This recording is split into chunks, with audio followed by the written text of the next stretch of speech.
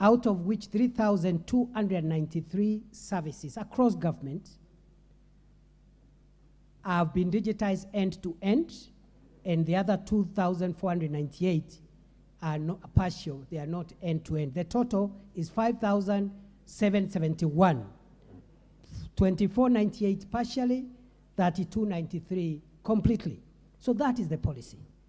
Digitization, Honorable Speaker, will come with its challenges, but it's a decision this government has taken to proceed that way. However, Honorable Speaker, that does not take the words that I spoke earlier, that still, as we wait towards complete digitization, we must continue producing and giving services, because our mothers are still giving birth as we speak, as we wait for this process to be consummated completely. And therefore, we are intended to make sure we satisfy the demand.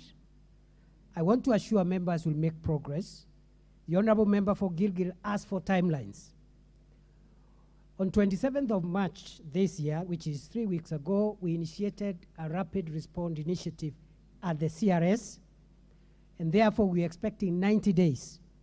That issue of shortage to be addressed, even as we wait for digitization, as well as the issue of equipment modernization. Honorable Speaker, a question has been raised on remote and far-flung areas, the example given by the member for Lamu East. I'll be visiting Lamu East next week for 2 days, and I think as the example the member has given is an urgent priority.